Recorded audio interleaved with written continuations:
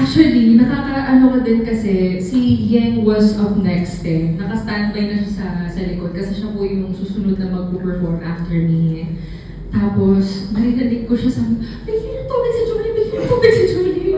As in, parang konti na lang papasok na po siya para, alam mo, like, sabayan ako or something.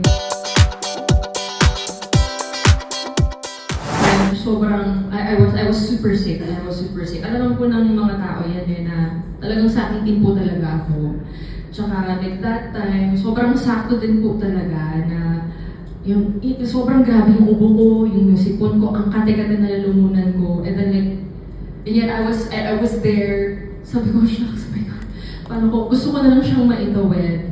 Kasi of course, as a commitment, and ano na po eh, talagang wala eh, kailangan ko sumalang, kailangan ko siyang gawin.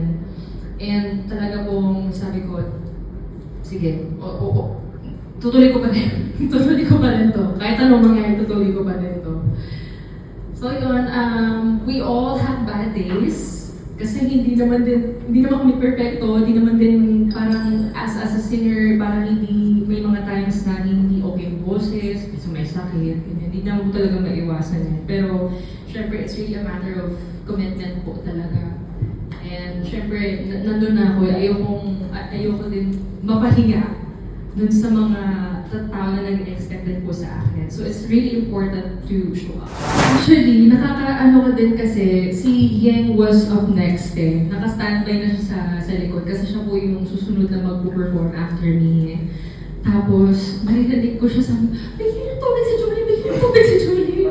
As in, parang konti na lang papasok na po siya para, alam mo, like, sabayan ako or something. Pero, grabe po talaga yun. Like, one of the experiences na hindi ko po talaga makakalimutan. Kasi yung first song ko, medyo okay pa. Yung first half ng second song ko, medyo meron pa akong boses.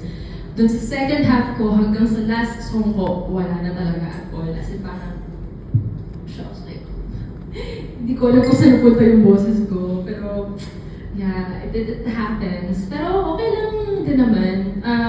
Lesson learned din naman talaga to, talaga magpahinga, tsaka importante din na hindi mag-overwork.